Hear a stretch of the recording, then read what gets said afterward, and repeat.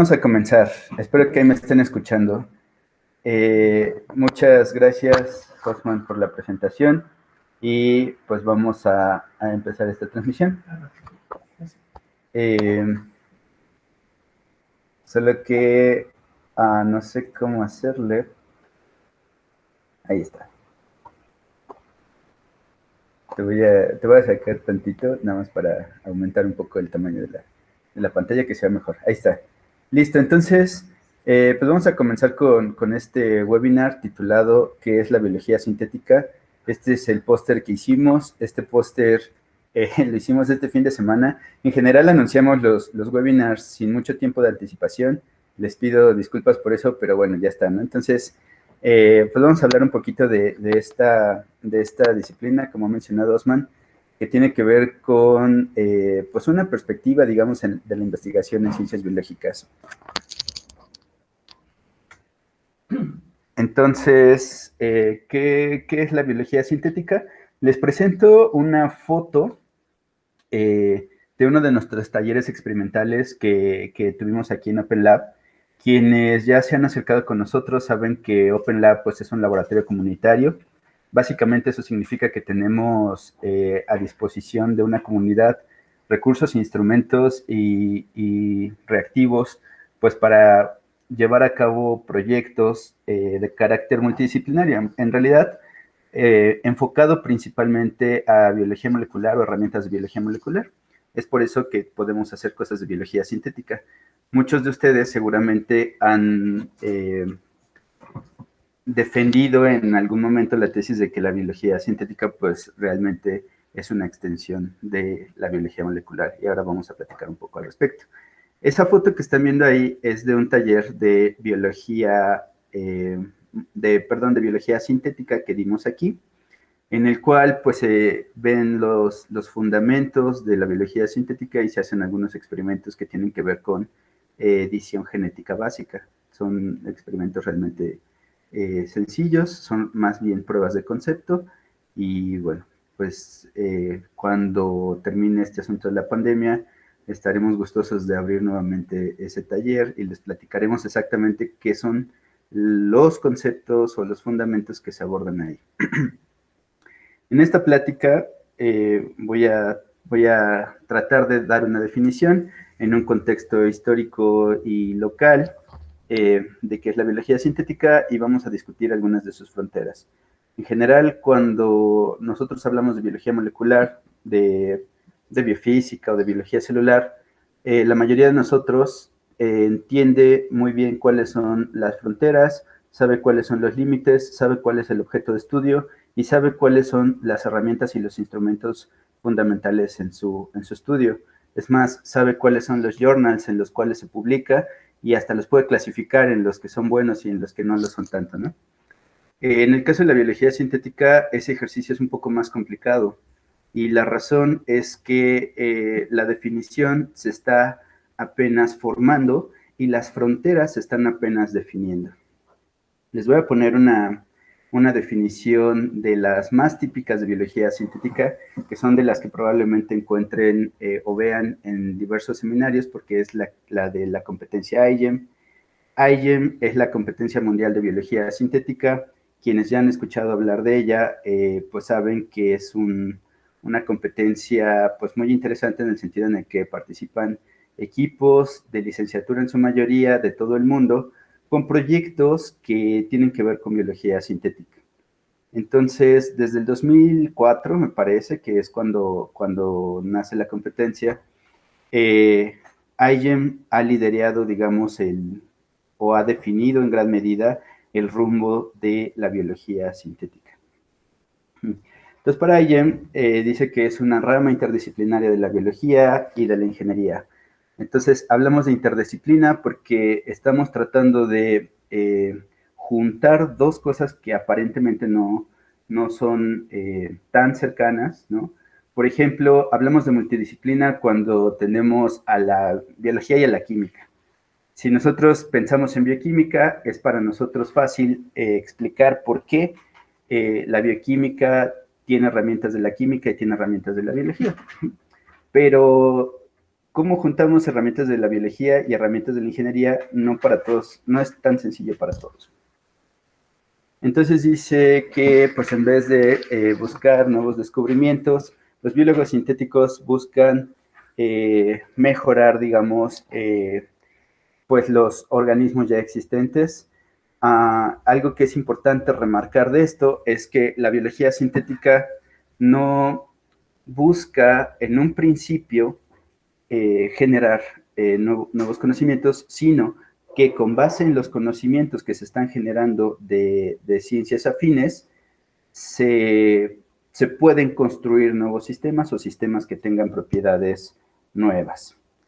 ¿Okay? Este es uno de los pocos documentos que existen con respecto a la documentación de la biología sintética. Este libro se llama BioBuilder y pues sí, también está bastante orientado a la competencia de biología sintética. Entonces, su definición debe ser relativamente similar y dice que en el nivel más básico, los biólogos sintéticos o bioconstructores buscan la ingeniería de los sistemas vivos para que hagan algo útil. Por ejemplo, que traten alguna enfermedad o censar algún compuesto tóxico en el ambiente, producir algún fármaco útil o de valor. Entonces, lo interesante de esto es que la cantidad de aplicaciones de la biología sintética sí es algo que vale la pena destacar, ¿no? Ahora, ¿qué es un biólogo sintético o un biobuilder, no? O de qué trata, o por qué nosotros usamos herramientas de la ingeniería.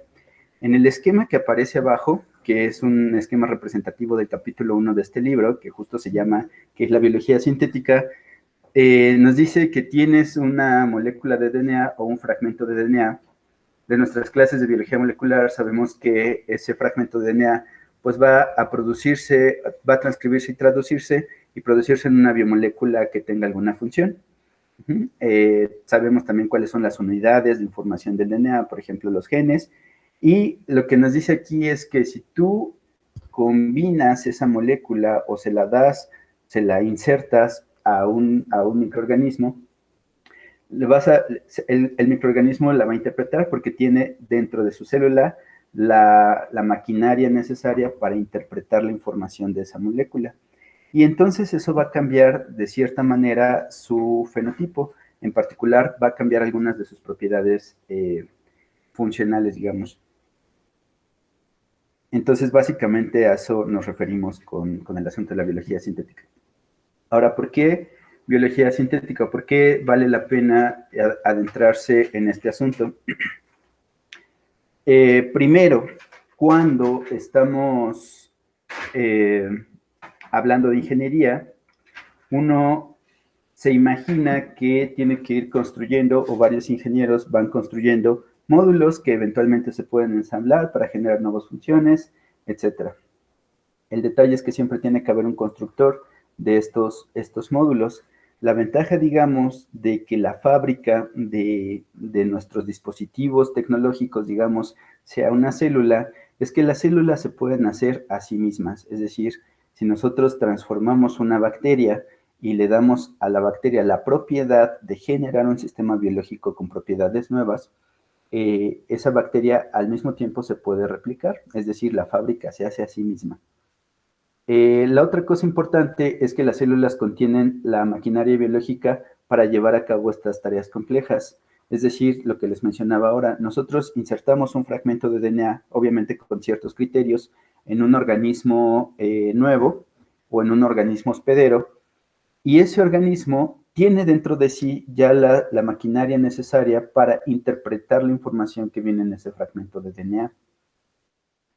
Además, la biología sintética tiene el potencial de producir soluciones eco-friendly. Eso se refiere a que, en principio, si el producto de valor que queremos producir en los organismos fue producido por un organismo, debe haber otro capaz de degradarlo. Es decir, cualquier cosa que estemos generando por biología sintética debería de ser algo, digamos, biodegradable o algo eco-friendly, como llaman aquí. La otra es que es una perspectiva fantástica para aprender más acerca de cómo trabajan los sistemas naturales. Efectivamente, lo que hemos hecho por mucho tiempo en el asunto de la ciencia es que para nosotros estudiar un sistema lo tenemos que aislar del entorno. Básicamente, la definición de un sistema termodinámico es una parte del universo que aíslo para su estudio. Eso lo que significa es que yo voy a definir fronteras del sistema y voy a decir, de aquí para adentro va a ser mi sistema y de aquí para afuera va a ser mi entorno. ¿Okay? Entonces, una vez definido el sistema, yo puedo perturbar algunas de sus propiedades y estudiarlas, ver, por ejemplo, esa propiedad que perturbe, cómo afecta de manera global al sistema, cómo afecta al entorno, por ejemplo. O puedo aislar componentes muy particulares del sistema, por ejemplo, una proteína en específico, un promotor, etcétera, y puedo estudiarlo. Eso también se puede lograr con biología sintética. Si yo soy capaz de, en principio, debería ser capaz de definir de qué manera voy a perturbar, aislar o modificar alguna propiedad del sistema y puedo observar cómo ese sistema responde, entonces yo puedo hacer bastantes inferencias del mismo sistema, de la naturaleza del sistema. ¿Okay? Y finalmente, y eso no está aquí en esta diapositiva, pero una de las razones por las que vale la pena entrar a la biología sintética es por la cantidad de inversión que se está haciendo al respecto, ¿no? Entonces, la gráfica que está hasta abajo refleja, digamos, que año con año hay en las rondas de inversión, pues se echa bastante ojo de la biología sintética. Y es obviamente capital privado, no estamos hablando del CONACYT. En general, yo creo que en el futuro vamos a hablar cada vez menos de ellos. Ok, idea general de la biología sintética. Entonces, la idea es, usamos genes, ya sabemos que los genes son unidades funcionales, esos genes permiten, son interpretados, digamos, dentro del contexto celular, entonces necesitamos una célula que interprete eso, que tenga esa maquinaria compleja para interpretar esa información y producir algún compuesto, generalmente un producto del metabolismo, de valor comercial. Entonces, básicamente, este es el esquema general de la biología sintética. Todo el mundo sabemos que no es tan sencillo como parece aquí, y es más, muchas personas podrían decir que esto no es en absoluto original, ¿cierto? Entonces, una de las empresas conocidas a nivel mundial porque es pionera en el asunto de la biología sintética es Ginkgo Bioworks. Ya en un webinar anterior donde estuvo Cristóbal nos platicaba un poco al respecto de esta empresa y básicamente su idea es que con este esquema que acabamos de ver, ellos manipulan genéticamente organismos, estos organismos que a veces vamos a escuchar que les llamamos el chasis, son capaces de interpretar esa información genética para producir algún compuesto de metabolito que sea de interés comercial. En el caso de Ginkgo Bioworks, pues se han producido colorantes, se han producido fertilizantes y hay bastantes cosas. Lo que hacen ellos es que cuando tienen un cliente, primero escuchan cuáles son los problemas de ese cliente y diseñan una manera de resolver sus problemas de producción usando organismos. Entonces, aquí es un post de Facebook que dice Ginkgo Bioworks, la empresa que diseña organismos para resolver problemas de la humanidad. Y remarco uno de los comentarios que está ahí abajo, obviamente con el anonimato correspondiente, que dice Millennials descubriendo la ingeniería genética. Y pues sí, o sea, en realidad es una crítica frecuente en diversos escenarios. Es probable que aquí también aparezca y está bien. De hecho, no se sientan cohibidos, pueden hacer el comentario ahí también en el chat de esta transmisión. Entonces, Millennials descubriendo ingeniería genética. ¿Qué quiere decir esto? Quiere decir que, pues sí, en otra generación ya existía la ingeniería genética, que pues prácticamente estamos reinventando pues algo. Yo he visto bastantes memes de estos de millennials descubriendo algo, como millennials descubriendo el desayuno, o millennials descubriendo, no sé, cualquier cosa, ¿no? ¿Cuál es la diferencia entre la biología sintética y la ingeniería genética? No hay una única diferencia y las diferencias no son suficientes para separarlas totalmente. En principio, si nosotros nos quedáramos con este esquema, diría que básicamente es lo mismo. La diferencia un poco está en el nivel de profundidad al cual vamos a usar estas tecnologías. Entonces, en este esquema, primero en este cuadrito gris, es un video que yo había visto que dice que la ingeniería genética más ingeniería real era la biología sintética. ¿A qué me refiero con esto de la ingeniería real? Es que tenemos un ingeniero aquí escuchando, está muy orgulloso. La ingeniería genética prácticamente intentó ser eso, estandarizar lo suficiente los protocolos para que pudiera ser fácil para un usuario cortar y ensamblar genes e insertar después en algún organismo o modificar específicamente alguna secuencia o silenciar algún gen, etcétera, ¿no? O sea, la ingeniería genética en principio fue el intento de estandarizar los protocolos para que esas tareas se pudieran llevar a cabo. Pero los que hemos hecho algo de ingeniería genética, y algo quiere decir, o sea, simplemente una clonación, corta un gen, busca un vector en el cual este gen se pueda expresar, inserta ese gen en ese vector y luego haz que un organismo acepte el vector y exprese tu proteína, ¿no?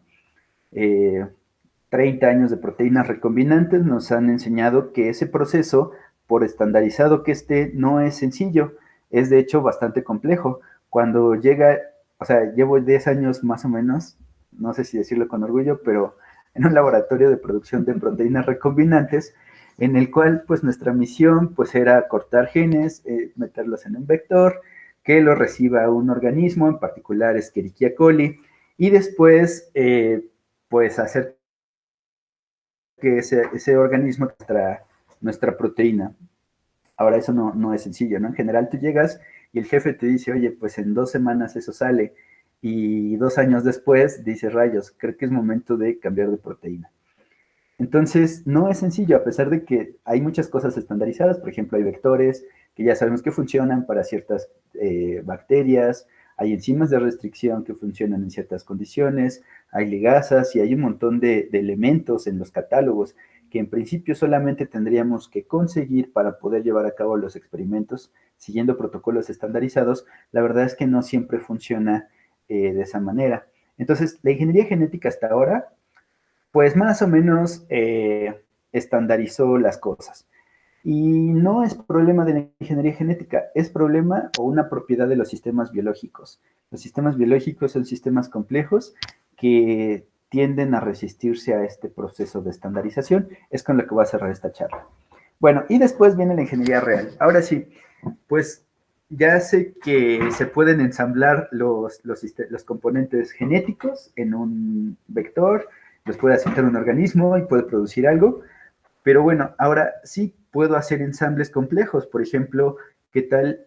Pongo el ejemplo de la artemisina, que era un producto contra la malaria, me parece, que se pudo ensamblar una vía metabólica completa usando genes de 3 organismos diferentes que venían en un mismo vector y se expresaron en Saccharomyces cerevisiae.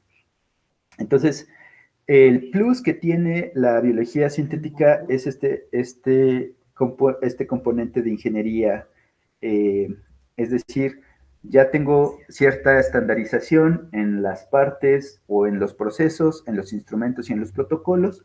Ahora voy a tratar de ensamblar cosas más complejas. Voy a, por ejemplo, ensamblar una vía metabólica completa. ¿Okay? Bueno, y en este esquema que es un poco el ciclo que sigue el diseño, vemos que una vez que nosotros ya dijimos, por ejemplo, pues mira, tienes una vía metabólica, la puedes generar a partir de 10 genes que codifiquen para 10 enzimas, pues haces el diseño. Esto normalmente es el proceso que se hace in sílico y esta es la parte del diseño real que hacemos en la biología sintética. Y una vez que construimos los vectores en la computadora se mandan a sintetizar.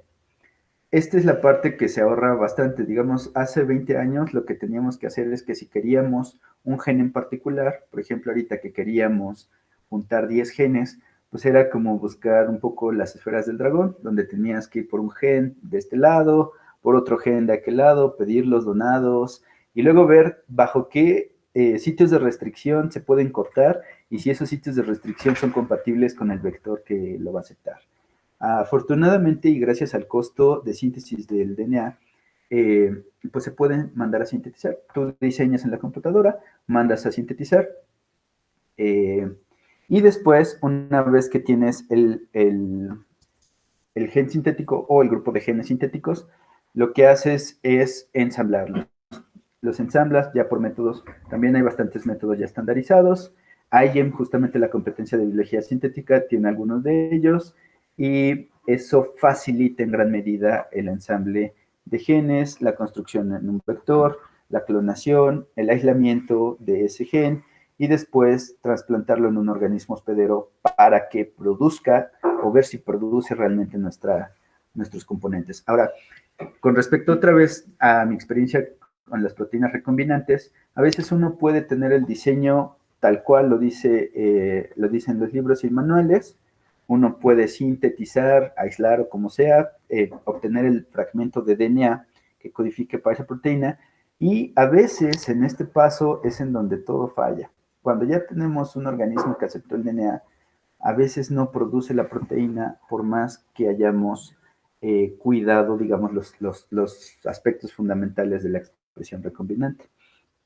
Eso tiene que ver con la misma complejidad de las proteínas. Quienes han aislado o purificado proteínas saben que le modificas el pH un poco, la fuerza salina un poco y se te precipita, se agrega, pierde la función, etc. Imagínense querer que 10 proteínas convivan o coexistan espacialmente y que funcionen en las mismas condiciones, siendo que vienen de organismos distintos. Es algo relativamente complejo. Otra cosa importante pues, que es influencia de la ingeniería es el concepto de abstracción, es decir, eh, quitar o tratar de eliminar información que no es tan relevante. Por ejemplo, cuando estamos estudiando una parte, digamos, de un sistema. Entonces, por ejemplo, aquí además tenemos diferentes órdenes de complejidad de esos organismos. Entonces, por ejemplo, aquí tenemos hasta abajo en la base el DNA, que es una secuencia específica que puede ser interpretada, ya que pues existe una maquinaria celular, el código genético, etc. Esas partes o esas secuencias de DNA tienen distintas funciones. Pueden ser, por ejemplo, promotores, sitios de inicio de la transcripción, pueden ser terminadores, pueden ser genes, adaptadores, etc. Más arriba en complejidad tenemos dispositivos, por ejemplo, un conjunto de partes que ya tienen una función en común o que ya podemos juntar varias partes para decir que es un dispositivo y que ese dispositivo tiene una función particular. Más arriba podemos hablar de circuitos genéticos, por ejemplo. No sé, un ensamble de 10, 20 partes que ya tienen funciones muy específicas. Por ejemplo, que contienen dentro información para una vía metabólica completa. Más arriba podemos irnos a sistemas, más arriba podemos hablar más allá de células, ¿no?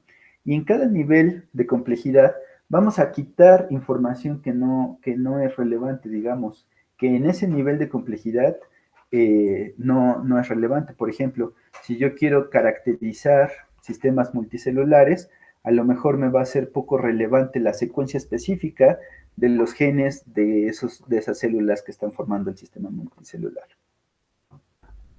¿Okay? Y este es un esquema que también aparece de manera recurrente en la literatura en biología sintética, que es una analogía de cómo es que se van ensamblando estos, o cómo es que a diferentes niveles de complejidad van emergiendo propiedades en los diversos sistemas, ¿no? Entonces, del lado derecho aquí tenemos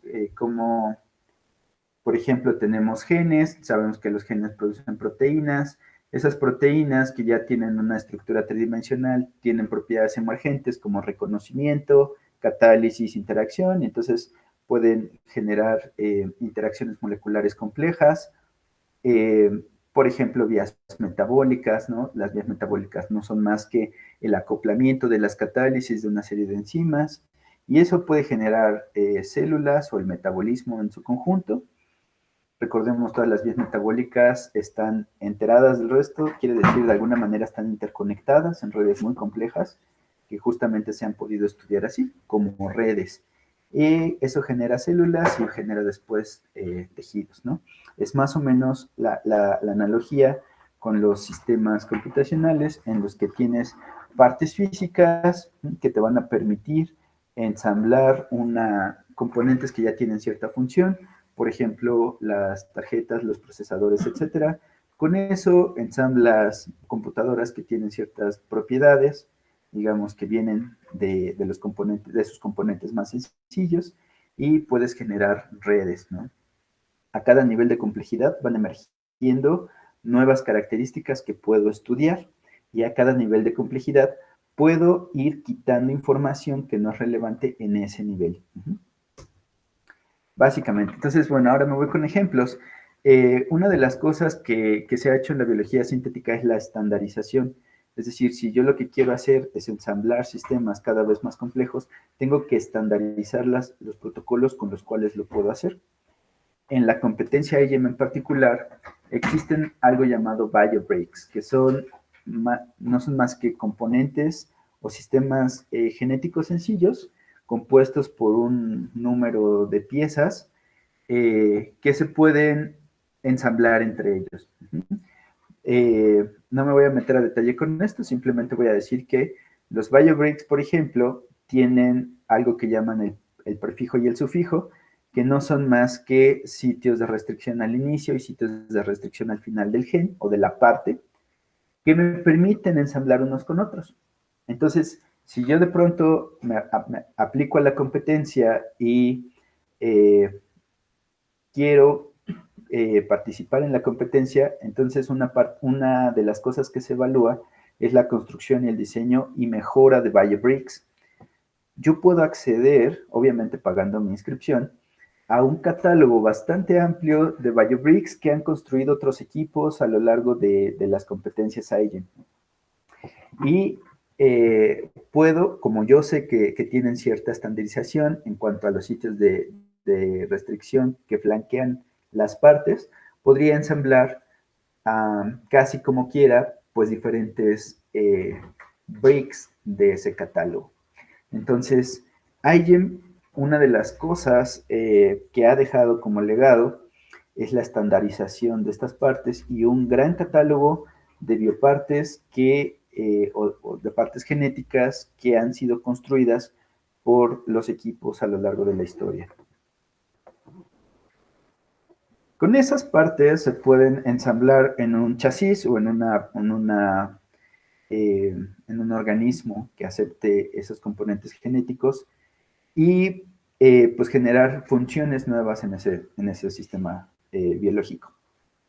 Este es un ejemplo, es una bacteria, es E. coli.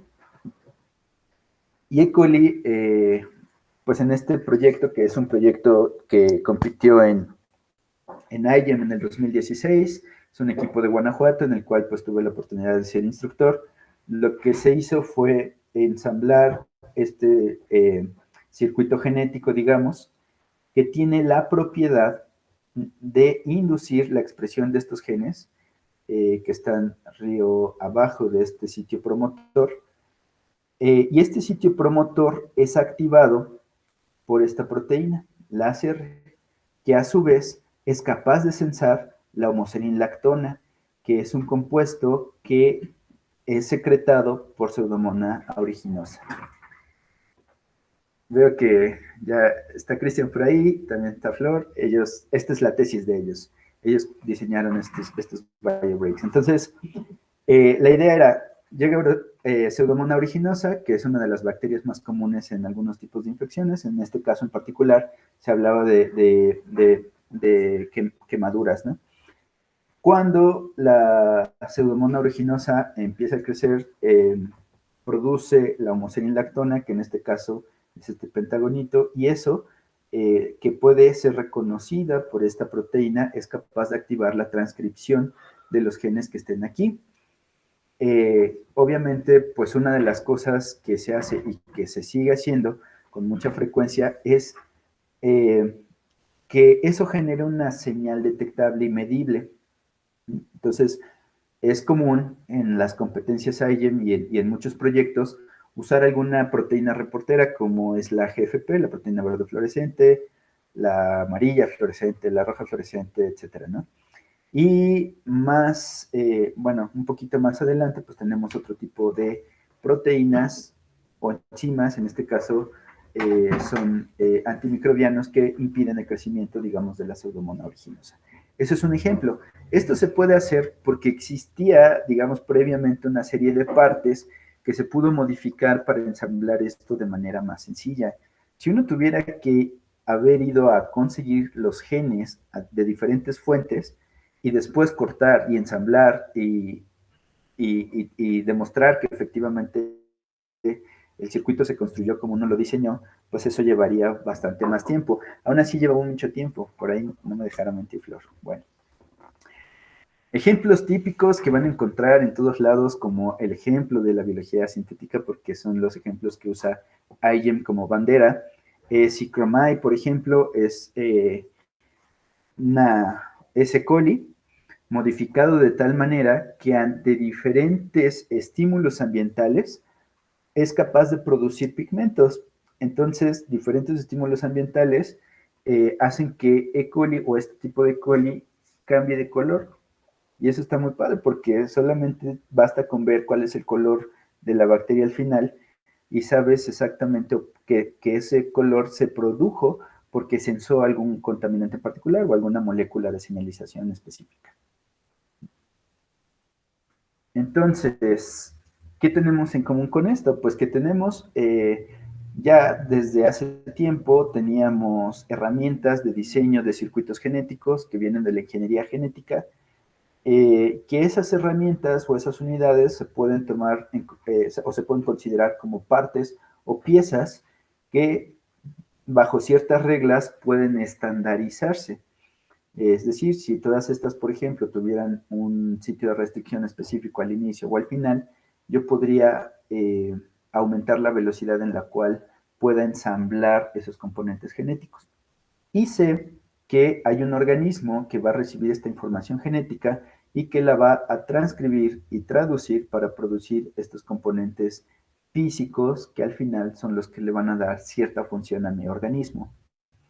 Entonces aquí tengo la lista de componentes físicos y finalmente pues ya puedo inferir o puedo estudiar los mecanismos que se generan cuando estos componentes están interactuando entre ellos. Eso es cierto y eso es parte de la estandarización. Se puede hacer para, o sea, uno podría en principio y en papel generar circuitos genéticos tan grandes como uno quisiera. Eso es la línea de investigación de muchos investigadores, incluso de aquí en México. Este artículo en particular es de Agustino Martínez, del CIMBESTAB en Irapuato, que es uno de los representantes de biología sintética en el país, ¿no? El problema es que no siempre podemos, imaginen que haya fallado o que una sola de estas proteínas no se haya expresado de la manera que esperábamos, por diversas razones, a lo mejor el uso de codones no fue el adecuado, las condiciones del citoplasma no eran las ideales para que esa proteína se mantuviera estable y el tiempo de vida media era muy corto, etcétera, ¿no? Con un solo elemento que falle, es probable que el circuito pues baje su rendimiento. Entonces, en una charla anterior, de hecho el lunes pasado, Ricardo Muñiz nos platicaba de algo llamado epistasis, y es la interacción no lineal entre genes en los organismos. O sea, esto podría ocurrir aquí, es decir, que un gen de pronto interactúe de maneras imprevistas con otro. Otro ejemplo que es tipiquísimo de la biología sintética es el represilador. que es un circuito genético de los más sencillos posibles, que básicamente consiste en 6 elementos, 3 genes estructurales que codifican para 3 proteínas y 3 sitios reguladores que prácticamente regulan la transcripción de esas mismas proteínas. Entonces, la idea de esto es que estos 3 elementos interactúan inhibiéndose uno a otro de manera cíclica. En la esquina superior derecha, aquí vemos que esos sistemas se pueden modelar matemáticamente de una manera muy sencilla, con ecuaciones diferenciales, que simplemente nos están diciendo cómo va cambiando la concentración relativa de esas proteínas. Entonces, cierta concentración inhibe la concentración del siguiente. El siguiente, a cierta concentración, inhibe la concentración del siguiente. Como estos 3 interactúan entre sí mismos, al final solo tengo una salida que es la GFP. Este circuito oscila, es decir, las concentraciones de estas 3 proteínas oscilan, que es lo que se ve en esta gráfica, y eso se puede modelar de manera muy sencilla. Este sistema me gusta bastante porque es un ejemplo de que se puede generar una propiedad emergente a partir de sistemas, de la interacción entre sistemas muy sencillos. ¿Cuál es la propiedad emergente? Pues la capacidad de oscilar, es decir, que las proteínas oscilen. Como pusimos aquí de salida la GFP, en realidad, si ustedes tienen la oportunidad de ver estos videos en YouTube, oscilador, pónganle, verán que se ve como las bacterias cómo se va transportando la señal luminiscente, bueno, la señal de fluorescencia a lo largo de un consorcio bacteriano. Y me gusta también este ejemplo por otras razones. En principio, porque no tiene ninguna utilidad. O sea, este sistema no sirve para nada. O sea, simplemente es una prueba de concepto de que si yo tomo 3 elementos que no están juntos en la naturaleza, los puedo combinar para que genere una propiedad nueva. Eso no sirve para nada, hasta ahora es probable que le pueda inventar alguna función y todo, pero tal cual está aquí en este diagrama, no tiene ninguna utilidad.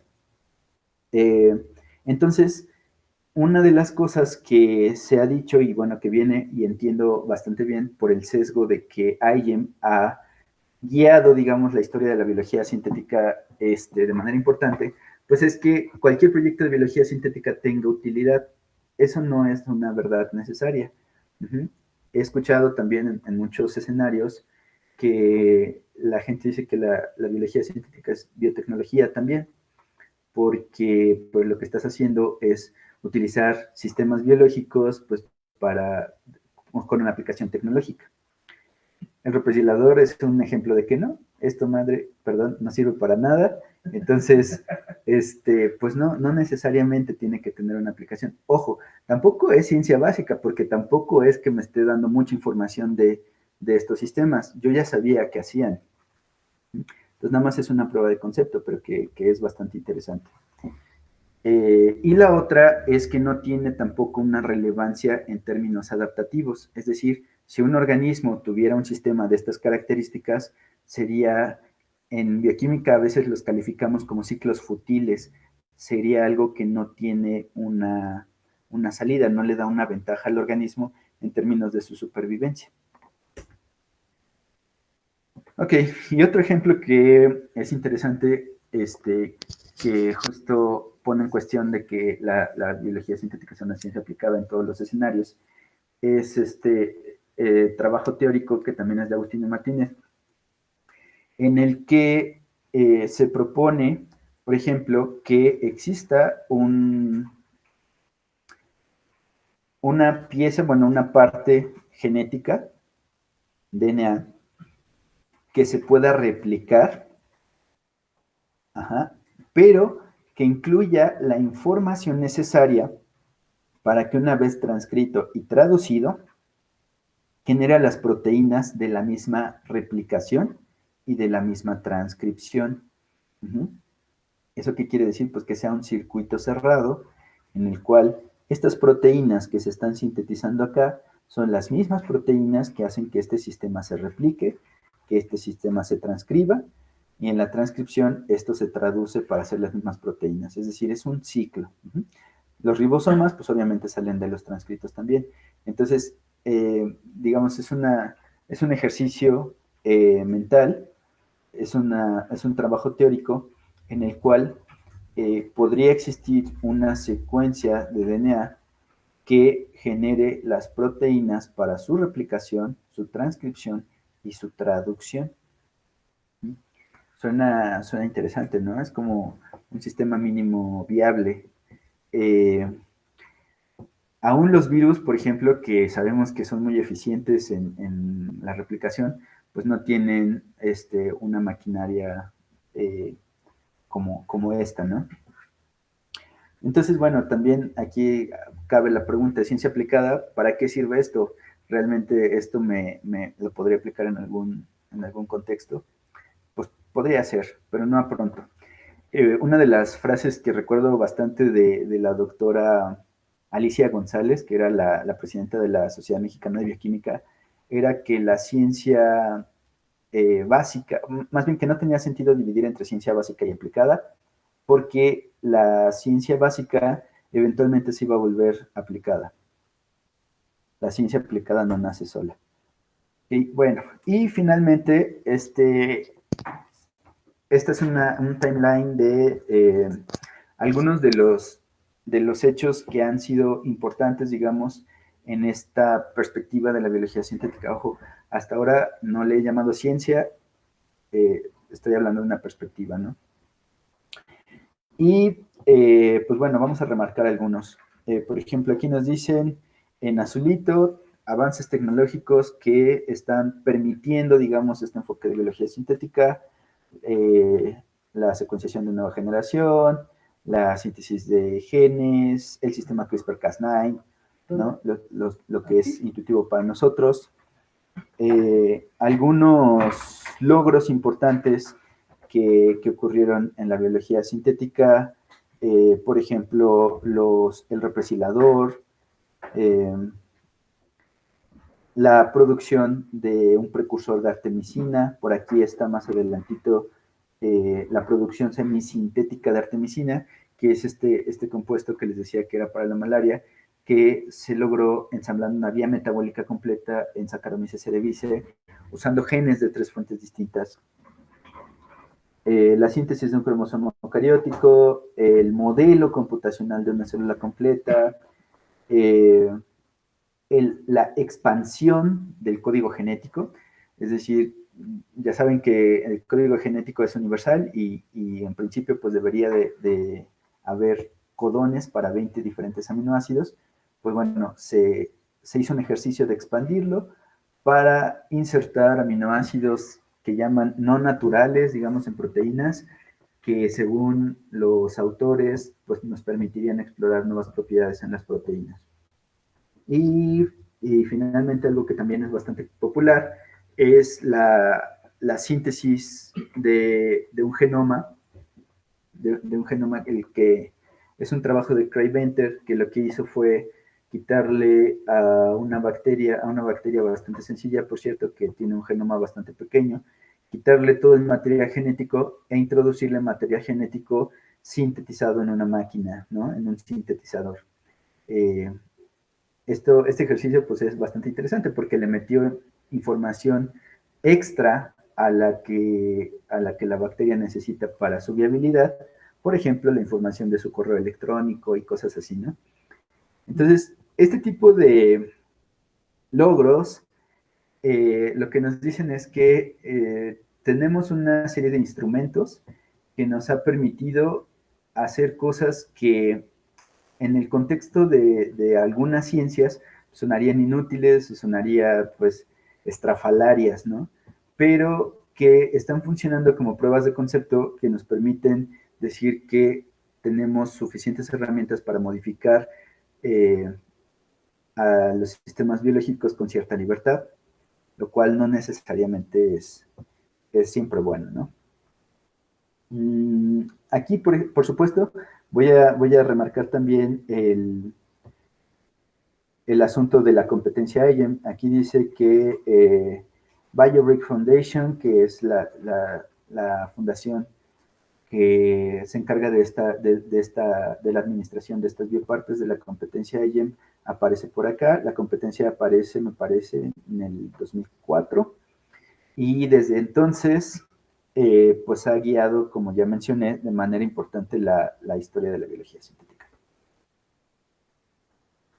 Ok, ahora sí. Este diagrama, ahí dice la referencia, me parece bastante. Obviamente ahorita estoy hablando de biología sintética, entonces me voy a centrar en la biología sintética y le voy a dar el protagonismo que merece en esta plática, ¿no? Entonces, dice aquí, biología sintética, aplicaciones, ¿no?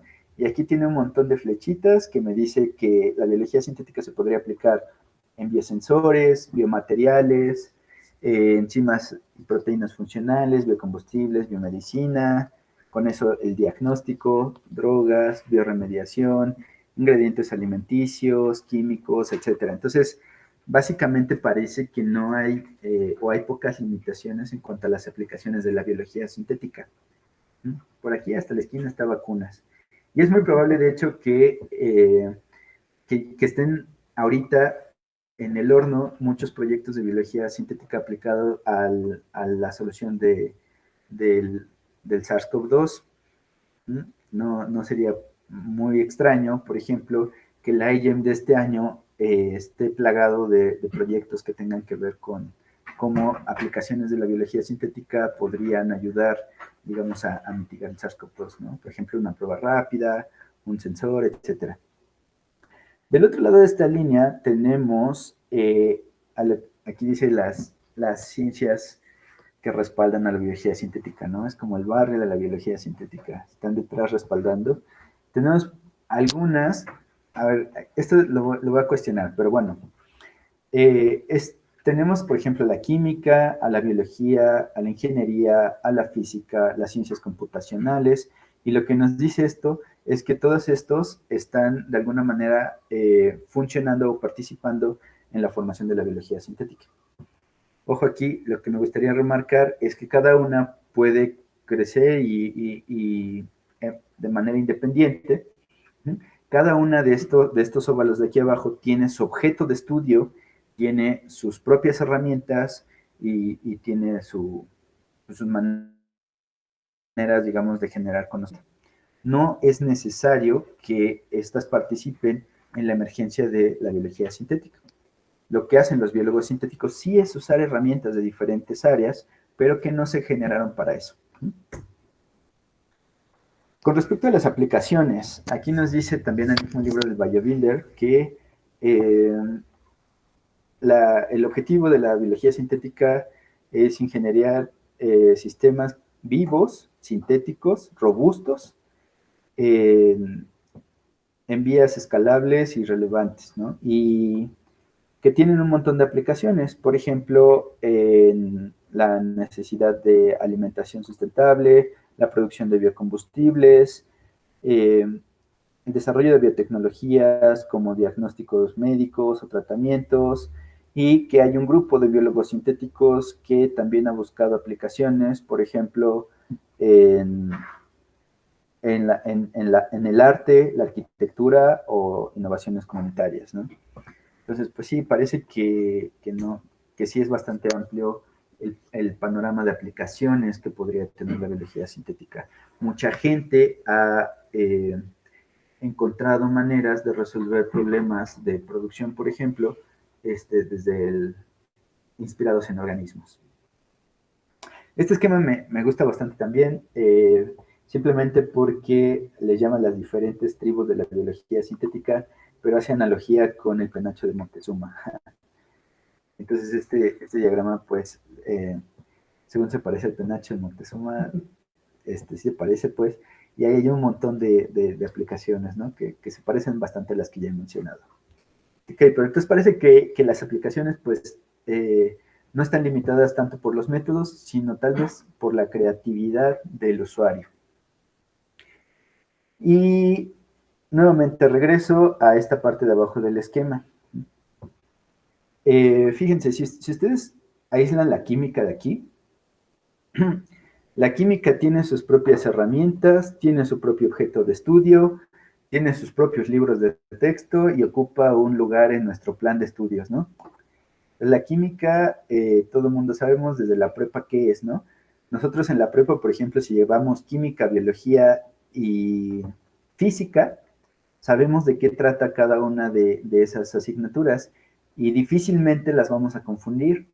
Es más, podemos con ese nivel de profundidad, que es un nivel pues poco profundo en la prepa, podemos distinguir claramente qué es la química, qué es la biología, qué es la física.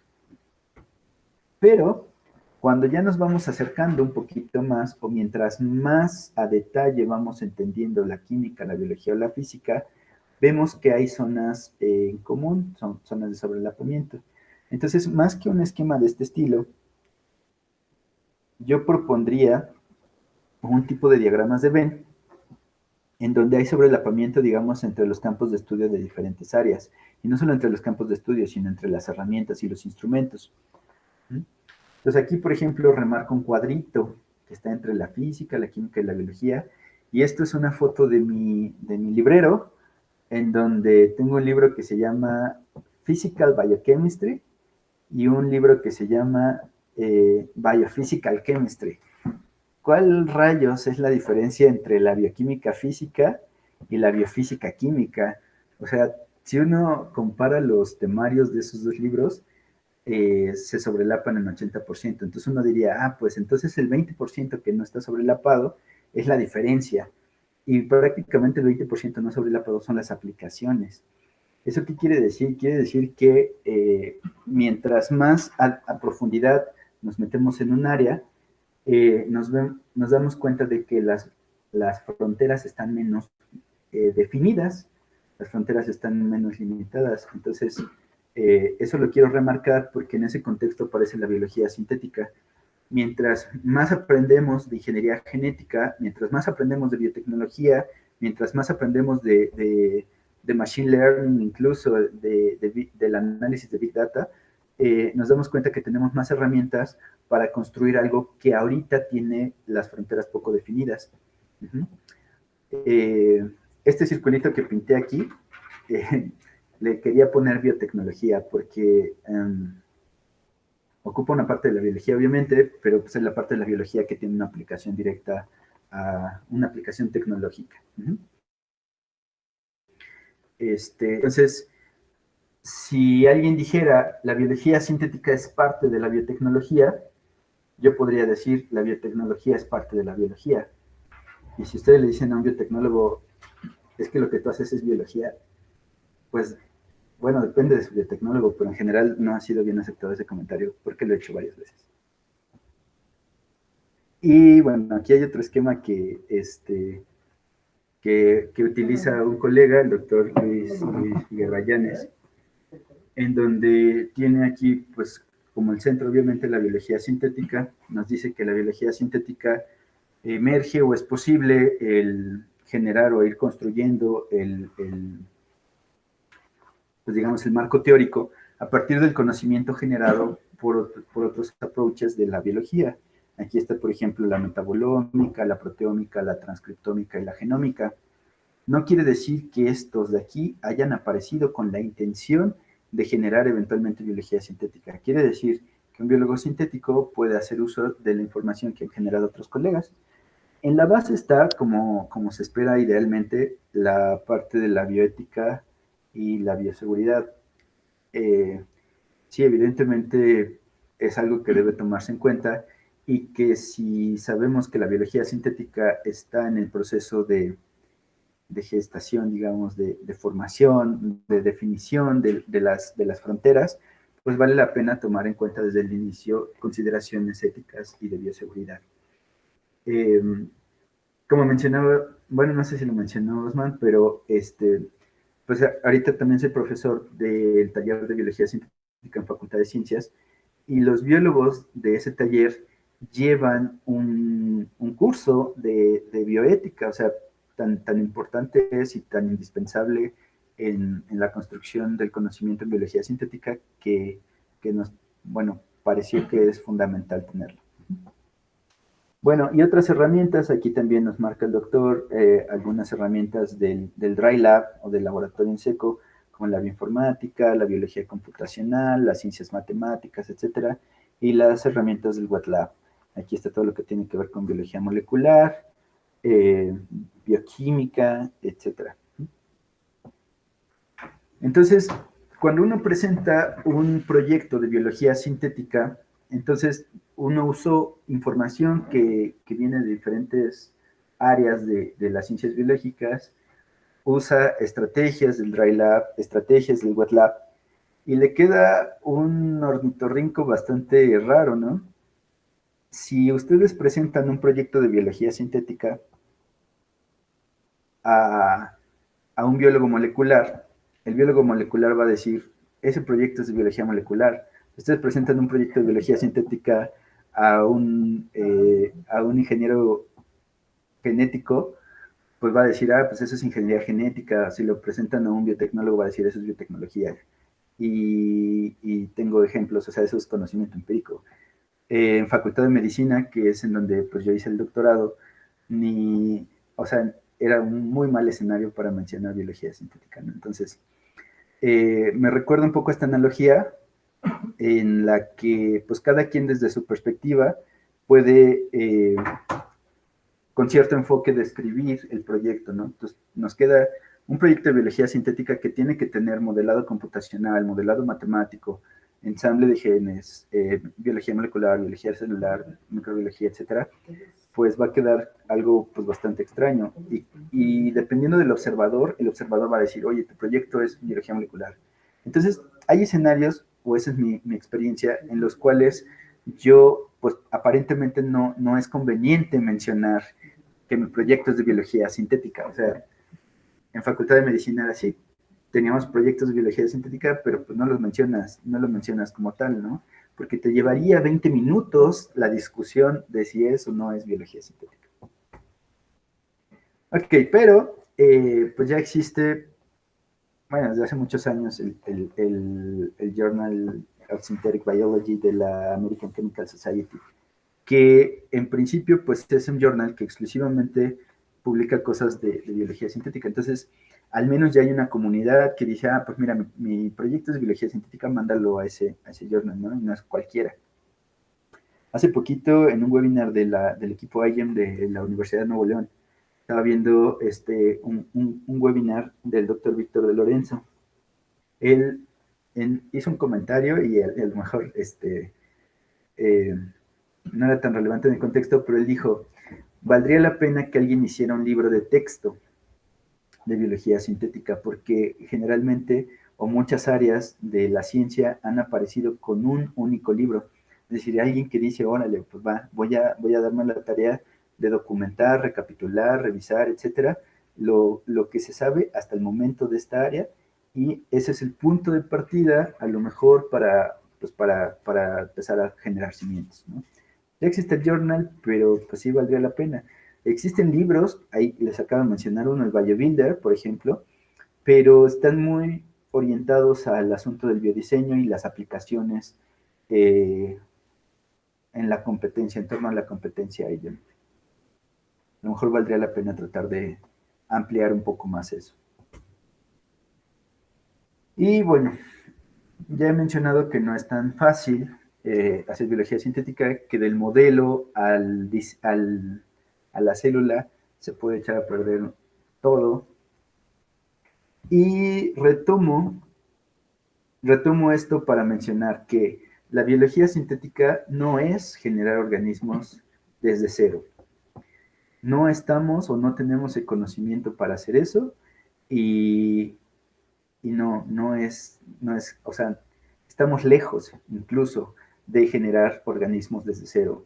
Es decir, de tomar genes, empezar a ensamblar genomas y decir, ah, pues mira, eso va a dar un organismo que no se parece filogenéticamente a nada. Puf, no, eso está muy lejos. Sí se ha intentado con organismos mucho más sencillos, perdón, con sistemas biológicos mucho más sencillos. Por ejemplo, los virus, y aquí voy a tener bastante cuidado y lo voy a aclarar al menos 3 veces. Diseñar un virus sí podría ser un objetivo de biología sintética, pero no estoy sugiriendo que hubo un biólogo sintético que hizo el SARS-CoV-2. Esto lo menciono porque ya me lo han preguntado. Entonces, podría ser que si alguien quisiera diseñar un virus que no existe en la naturaleza, eso sí sea un objetivo de la biología sintética. ¿Mm? Hasta ahí. Pero estamos muy lejos de hacer una célula, o sea, lejísimos. El doctor Pablo Padilla de Limas, del Instituto de Investigación en Matemáticas Aplicadas y Sistemas de la UNAM, con quien tengo la oportunidad de colaborar ahorita en el taller de Biología Sintética de la UNAM, remarca en una de las tesis de sus alumnos 4 retos que limitan la bioingeniería.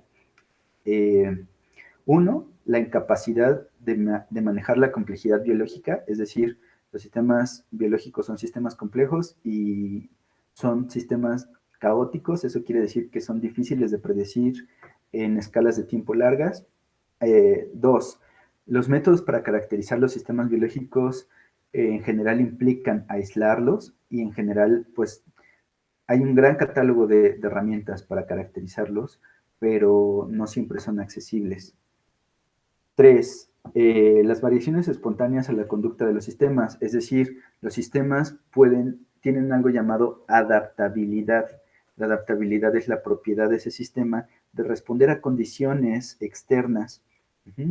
Y por bien que aislemos un sistema biológico, es capaz de responder a condiciones externas y cambiar su conducta. Y 4, la evolución biológica. La evolución biológica que entendemos, me atrevo a decir, muy poco desde el punto de vista mecanístico. En la plática pasada, Ricardo nos platicaba de la epistasis, que es solamente un ejemplo de que no podemos, o la evolución biológica es un terreno que entra dentro de lo impredecible. No podemos predecir, y ya lo ha mencionado, por ejemplo, Lascano, el nacimiento de un organismo. No podemos predecir que el coronavirus ahora va a unirse al el receptor AC2 de humanos. O sea, esas cosas no las podemos predecir. Entonces, eh, remarco otra frase importante de un biólogo sintético que es Drew Endy, que dice que si nosotros queremos probar nuestro entendimiento, probar nuestro entendimiento construyendo, es la manera más corta de demostrar qué sabemos y qué no sabemos de ese sistema. Entonces, hasta que nos ponemos a construir es cuando nos damos cuenta de qué sabemos o cuánto sabemos y cuánto no. Y en biología sintética, pues me atrevo a decir, con pocos años de experiencia en el campo, que sabemos que hay más, siempre descubrimos más cosas que no sabemos. Okay. Y aquí vamos, bueno, ya nada más les voy a platicar un poquito de este asunto de la complejidad biológica. Hace rato hablábamos de la abstracción como un recurso de la ingeniería que nos permitía ir reduciendo información para ir analizando a diferentes niveles de complejidad a los sistemas biológicos.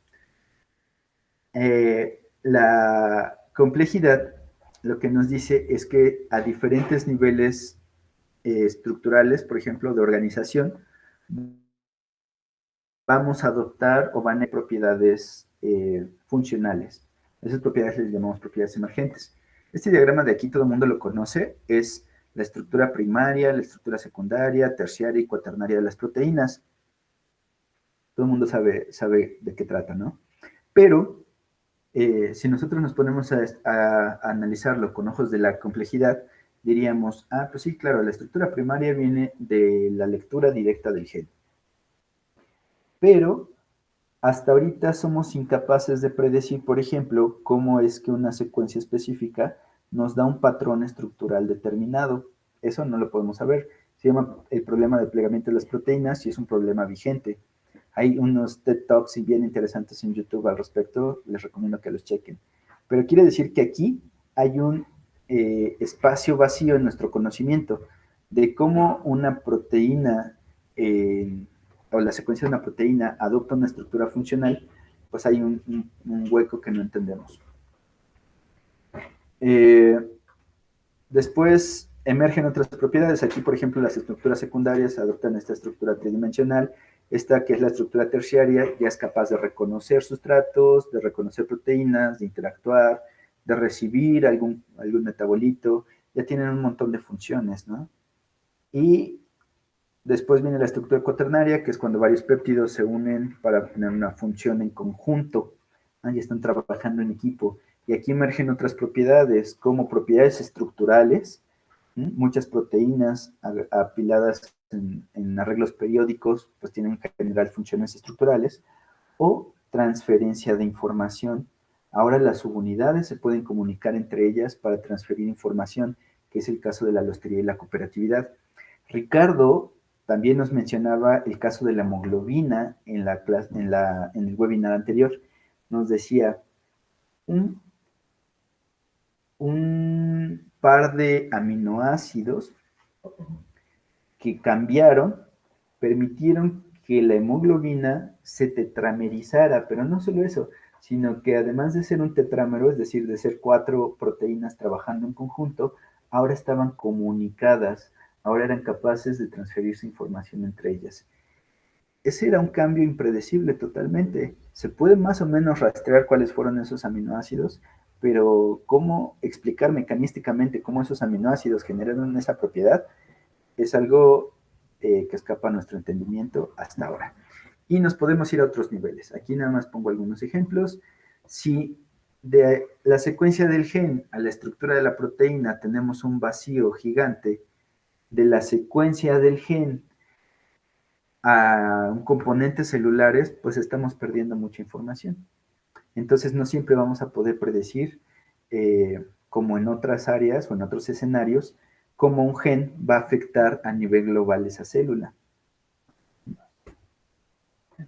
Ok, y ya nada más, esto es un experimento mental que hizo Levinthal, que prácticamente decía que, bueno, existe algo llamado la paradoja de Levinthal, que prácticamente es un ejemplo de que nos falta algo en el entendimiento de cómo una proteína, desde su secuencia, desde que sale del ribosoma, se pliega en 3 dimensiones. Levinthal nos decía, imagina que tienes una proteína de 100 residuos, que entre residuo 1 y residuo 2, a ver si alcanzan a ver ahí, que entre residuo 1 y residuo 2 pueden adoptar 10 conformaciones posibles. Entonces se puede calcular el número de conformaciones posibles para esa proteína, que es 10 a la 100. Levinthal además calculó cuánto tiempo se tardaba en un aminoácido en explorar sus 10 conformaciones con respecto al que sigue. Y entonces podía calcular cuánto tiempo se tardaría una proteína en adoptar su estructura tridimensional si tuviera que explorar todo el espacio físico posible. El tiempo que calculó fueron 10 a la 77 años. Quiere decir, una proteína de 100 aminoácidos, si tuviera que explorar todo el espacio conformacional, tardaría 10 a la 77 años en plegarse desde que sale del ribosoma. Sin embargo, sabemos que una proteína tarda milisegundos en plegarse. Entonces, ¿cómo se explica eso? Hasta ahorita no sabemos, es una paradoja. Tenemos algunas pistas y se ha podido simular el sistema usando algoritmos de Machine Learning, por ejemplo, o de dinámica molecular. También tenemos una plática de eso al respecto. Entonces, no entendemos totalmente, en su totalidad, los sistemas biológicos, por lo tanto, estamos en ciertos escenarios, digamos, poco armados para poder jugar a la biología sintética. Tan así, ahorita regreso a esta, que lo que hicieron algunos biólogos sintéticos fue decir, bueno, yo o mi área solamente está en la síntesis y el ensamble de genes. Lo que pase después ya le toca a los ingenieros de proteínas o a los ingenieros metabólicos. Mi área es básicamente esta. Y esto me gusta remarcarlo porque, pues sí, los biólogos sintéticos, pues sí, claro, acabamos de decir que la estandarización es en el ensamble, por ejemplo, de las biopartes genéticas o de las partes genéticas. Entonces sí, en ese contexto tiene sentido.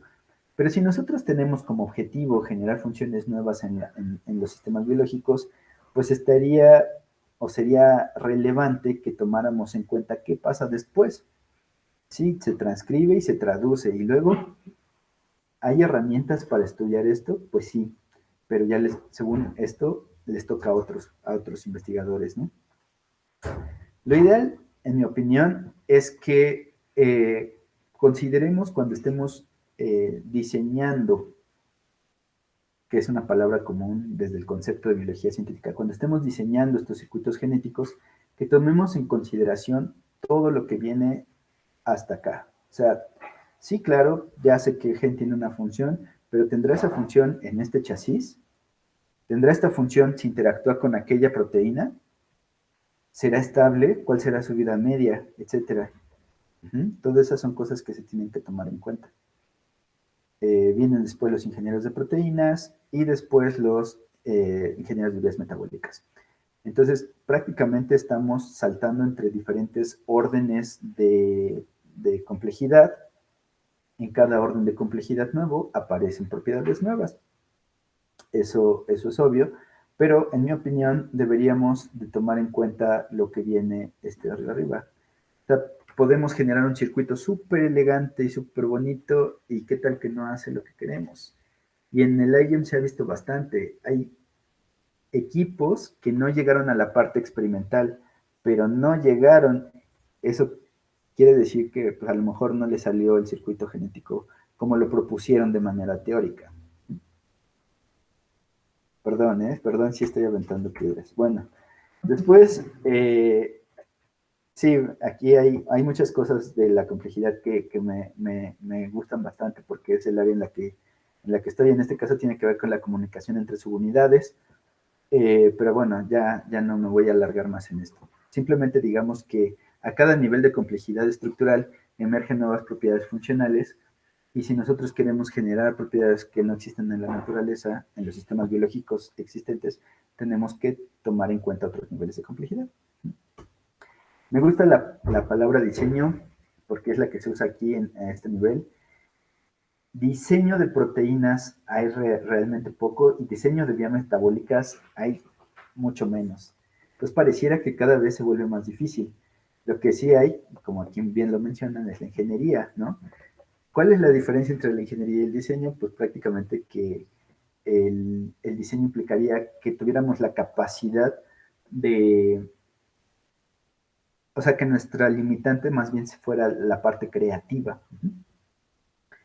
Y no, vamos a tener un webinar de diseño de proteínas, va a estar muy interesante, los invito también a verlo, lo va a dar Sergio Romero, y vean cuán difícil es este asunto, ¿no? Porque estamos ahora hablando de cómo exploran los sistemas biológicos en 3 dimensiones el espacio posible. Pero sí hubo un premio Nobel, no me acuerdo si es el 18 o el 19, que en muchas portadas de periódicos salió como el primer premio Nobel de biología sintética, es el de Frances Arnold. Frances Arnold sí hacía ingeniería de proteínas, bueno, hacía diseño de proteínas. Entonces ya no queda tan bien con esta definición o con esta frontera que se pinta aquí. Pero tampoco es que Frances Arnold tuviera conocimientos suficientes para diseñar proteínas de novo.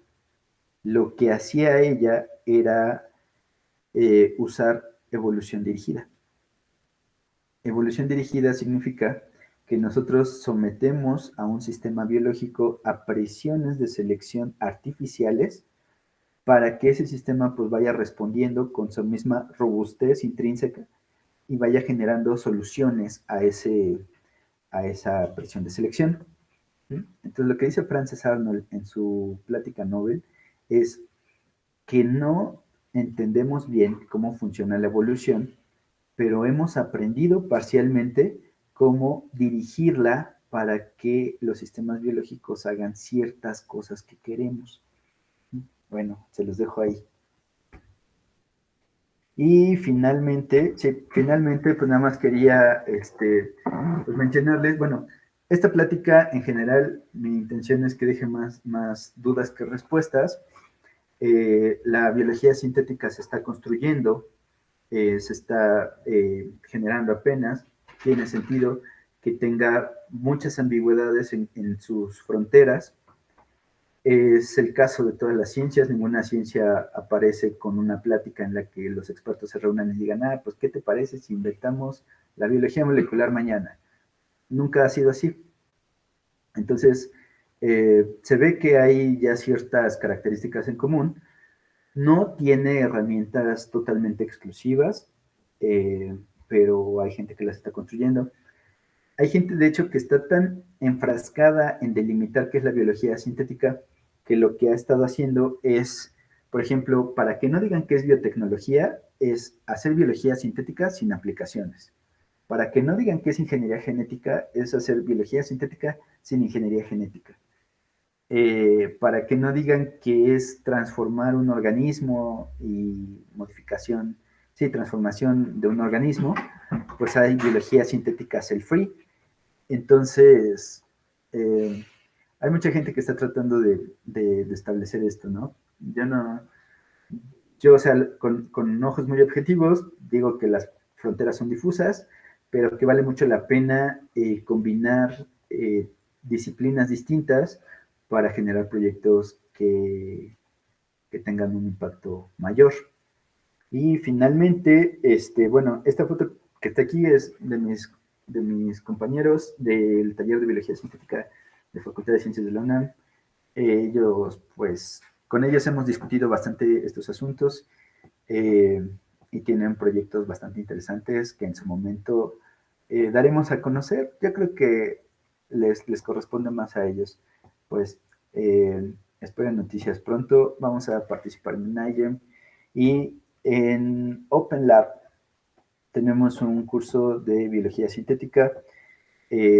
No es el primero que se da. En la primera diapositiva les mostré el taller que damos de manera experimental.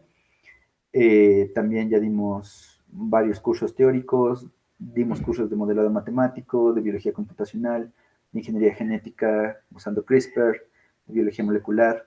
Entonces, pues sí tenemos cierta trayectoria, digamos, tratando de entender qué es esto. Y finalmente dijimos, bueno, pues saca el curso de biología sintética y debería ser suficientemente distinto al de biología molecular o al de biotecnología o al de bioprocesos, ¿no? Y sí, tiene muchas cosas exclusivas, digamos, pues ahí si siguen la página de OpenLab, pues van a conocer más al respecto. Entonces, pues eso es todo por mi parte. Sí, es algunas cosas de los comentarios que han hecho, pero pues bueno, pues gracias. Esto más bien es como siempre la plática que inicia el debate y el debate es realmente lo interesante.